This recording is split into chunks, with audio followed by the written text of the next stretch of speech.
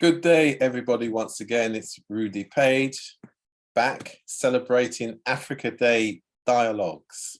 And it's been great fun so far. And we're really looking forward to our next guest. And our next guest is Ivy Prosper. And of course, we've got Laura Thompson, and you'll be hearing from Laura a bit later on. But first, Ivy, how are you? I'm good. How are you doing? Great. So Ivy, before we get going, tell us a little bit about your background before we have our dialogue today. And welcome again and happy Africa Day. Thank you. Happy Africa Day to you as well and all of your viewers. Thank you. Asking my background, that depends on what you want to know. If you're asking about my cultural heritage, I was born in Ghana, and raised in Canada. And then I relocated back to Ghana some years ago. Yeah. I have a professional background in the fashion industry, as well as television and radio broadcasting, public speaking. I've worked as a producer in documentary film.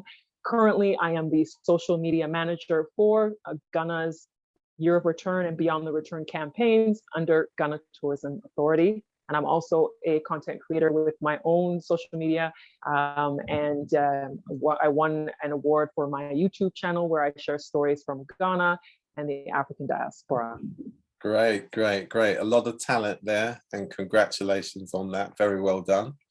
Thank you. I must also say good evening to Fresh FM Radio London, who our listeners around the globe will also be tuning into. So, Ivy, how did you end up working with the Year of Return campaign? Because, you know, in the diaspora, we did see that as a very successful campaign, probably one of the best, and in terms of, you know, interest and numbers generated. So how did you get involved? Well, I was already sharing a lot of content on my own personal social media about Ghana and about Africa in general. And the team at the Year of Return saw what I had been doing. And so I was brought in to interview, and then I got the job. Okay. Simple as that. Yeah. Excellent. So we often hear the African American stories of going back to Africa. Did you see a significant number of people from the Caribbean coming to Ghana because of the Year of Return and the Beyond the Return initiative? Yes, most definitely. I know we often hear more about the African American community through media because American media tells the story more often. So, you know, we had CNN and NBC Nightly News and different news outlets from the US told a lot of stories about African Americans coming to Ghana, but there were a lot of Caribbeans who came as well. And they, you know, came, I met people who came from Jamaica, I met people who came from Trinidad. There was a couple of people from Cuba, but it was mostly Jamaicans who made the trip to Ghana during the Year of Return and even with Beyond the Return. They seem to be the largest group with interest. And I also met people from Barbados who came to Ghana as well, and the Bahamas as well. Yeah. So there were quite a number of people who they felt the connection, because people don't realize that a lot of people were taken in the transatlantic slave trade to the Caribbean and to South America. Yeah, and of course, because of Marcus Garvey and the history as it relates to the Black Star Line and the flag and everything, so it's still very close to Jamaicans' hearts. And of course, in Ghana, we have the Marcus Mosiah Garvey Foundation. We have the Ghana Caribbean Association, and we've had dialogues with them earlier on today, in fact. So we can understand in terms of the English-speaking Caribbean, the Jamaicans being the largest group as well, of course. So there's a lot of, you know, great reasons why. So there is definitely. And during the Year of Return, the president also went to the Caribbean and visited a few of the islands. Yeah. So it was something that to further strengthen the connectivity. And then Jamaica and Ghana, now they don't need visas between the two Yes. countries Yeah. to travel into the two countries. So that's something that was a development. Yeah, that's really important. So, what are some of the ways you've seen Ghana engaging with the Caribbean community, particularly Jamaicans? I mean, you've outlined some general points, but is there kind of some quite specific ways that from a policy perspective have you seen? From the policy perspective, the one that I mentioned previously, which was with Jamaica having the waiver on visas Yeah. to travel to the country, and then also Trinidad and Tobago. A lot of people don't realize people from Trinidad also don't need a visa to come to Ghana, and then Barbados as well. The tourism minister from Barbados and the prime minister from Barbados has been doing a lot to engage with Ghana and working towards having more people from there traveling to Ghana and vice versa. So it's something that they were working on, but then the pandemic hit. So they actually had a whole delegation came in February 2020 and had all kinds of plans. And then when the pandemic hit, all of that had to be delayed. So the prime minister recently came to Ghana again during Independence Day, and I believe she's coming back again soon. So there's continued development that's happening behind the scenes that eventually will be announced once everything comes to fruition. But yeah, the engagement has been definitely happening.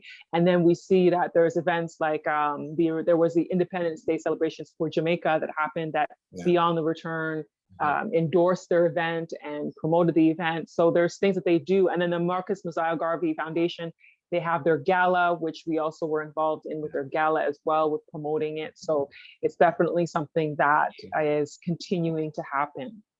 Yeah, and actually just quickly going back to Trinidad, and of course, I think 2 or 3 weeks ago, Elamu, led by Elamu Academy, led by Ansel Wong, and they're a Trinidadian sort of based group in terms of culture. They were down in Ghana, you know, doing some great displays. We saw some of their social media videos being back up over here as well.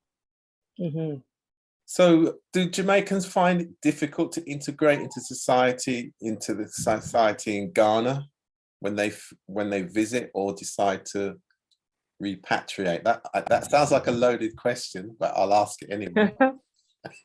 From the conversations I've had with people who've moved here from Jamaica, a lot of them don't have a huge challenge integrating into society because of the fact that there's a lot of similarities in coming from an island lifestyle and then coming to a West African lifestyle. There's a lot of the community of family.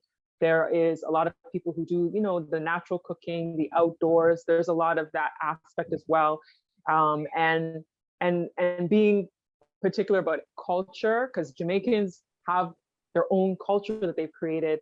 Yes. So coming into a country where a country has its own culture, they understand that and they're respectful of it, and they are able to even integrate their culture with Ghanaian culture at the same time. So I have found that Jamaicans have not had as big challenges moving to Ghana or just visiting Ghana. I think the biggest challenges that the diaspora has in general is a lot of them want to come and get citizenship, which can be challenging because you do have to live in the country for a number of years before you can apply. But I know the government is currently working on what they call the Homeland Act, I believe it's called.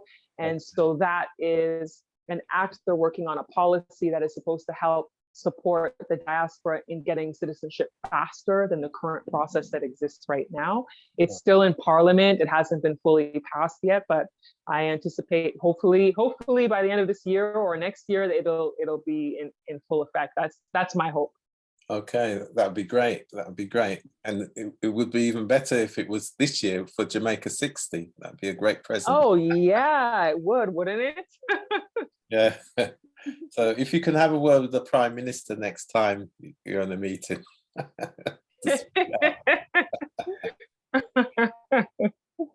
No, that's great. That's great. So at this point, let me bring in Laura just to have a dialogue. So Laura, good to see you. Hello. Hi. So, Hi. so your perspective on Ivy's, but I think what I'm really impressed with was the campaign for the homecoming, because as I mentioned earlier on, it did have a major impact. And I think it also, it did show some of the other countries as they reach out to their diaspora, that if you put the right effort in and the commitment and the continual communication, you will stir people, and people will make those decisions. So it certainly raised the bar. Well, first I wanted to, I just want to congratulate Ivy for all of the accomplishments that she's made and the awards that she's had over time. It takes a lot to get something that is winning. And I know that the eyes are very shrewd, and it's awesome for this to happen to a woman at this particular time in history. And so I definitely acknowledge you for that. Thank you. About no more than a month ago, I had the opportunity to meet your president. We were in North Carolina. He came to the Bishop Jakes International Leadership Conference. And during that conference, he offered all of us citizenship in Ghana if we came back and we did something to contribute to build and to rebuild. That news was, I mean, people were crying because they did not necessarily get, they got a homecoming. It was almost like a homecoming to the United States from the current president in this particular time. That's huge. And so a lot of people are making efforts in that direction to physically be there. Before this broadcast, I made efforts to try to connect in the film area with people in the at the BIFF. They're the International Film Festival. Oh, the Black Star International Film Festival. Yes. And my efforts were really to just see how we can extend the story of film, not only in this Web 2 space, but also in the Web 3 space, so that we solidify the story and get it right. You know, whatever the story is, and bringing cultures together, because obviously there is a disconnect. And it is very possible in this Web3 space, which is one of the spaces that I'm most interested in helping to build, that we can help bridge the gap, bring people together, look at all the resources and see areas where we can grow, we can thrive. And it's not a competition at all. It really is just us figuring out where are our best resources and pulling all those together and forging forward. So again, I applaud your efforts. You are a champion. You're one of the forerunners. You don't look like old like a forerunner, but you're like a forerunner. It's like you sound like you've been here for a long time, just for a long time. So I really appreciate your strides that you've made. Thank you. I just wanted to say that. Yes. Thank you. You know, you mentioning film made me think about during the year of return, there was a film that was partially filmed in Jamaica, in Barbados, and Ghana. So it was like bringing film together with people from the different communities. You know, it was a story about a young man who wanted to explore his historical roots in Ghana. They were Jamaican, but it was like their descendants came from Ghana, but now they've been, you know, a couple of generations Jamaican. And most of the family was anti-Africa, but he wanted to know his roots. And so it was a really interesting story coming together. Great way to tell a story. And one thing, final thing before we go, Ivy, and I certainly look forward to, you know, speaking with you more. Me too.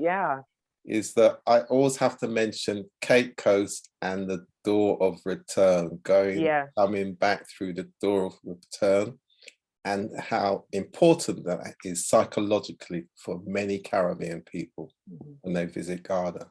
And I don't think many people realize and understand what that means, especially to people, you know, from the Caribbean. And other countries, of course, South America, you know, obviously we're spread around the globe. So it really is an important coming back through that door. I agree. It is really important. I think the other thing that we did that was done during the year of return that I think some people might want that experience, but some may not, because it was quite an emotional experience. That what they did was they had some people, they took, the Navy became involved, and they took a ship, some boats, and they had people get on the boats and ride back to shore to do like a spiritual homecoming, that they're on the boats and they're coming back. You know, their ancestors left, but they're coming back. And then they got off the boats and then went through the door of return. And for them, it was very emotional to have experienced that. So I do think that it's important. And I hope that a lot of people get the opportunity to experience coming back to the continent and really connecting. And that sounds a great idea, because we know there would have been many people who said through it all, one day I will be back, you know, and spiritually, of course, they have returned, because that's what it means, isn't it? That's excellent. The metaverse might be able to accommodate some of that too with Oculus glasses. I mean, we just have to do it. We have to do it 1 or 2 times and film it, and people could actually be on the journey. So, hey, this sounds good. So we're going to have, that's true. Ivy's going to be on that boat with us when we come back in the metaverse. We'll do that. Gladly. Okay, Ivy, we've got to go now, but I'm really pleased that we're able to connect today, particularly as it's me too. Africa Day. And I'm going to leave the last word to you, as you're our guest, before we go. Me? Yeah, to you. Last word to me? Yeah, we'll leave it to you. Well, for all of the viewers out there, I just want to say that this is wonderful that it's Africa Day and we're celebrating the unity of African people and the global African diaspora, because we are all one people, no matter where we come from, no matter where in the world you are. We are all different branches everywhere, but our root is the same. Great. And good night. See you all again. Thank you. Thank you.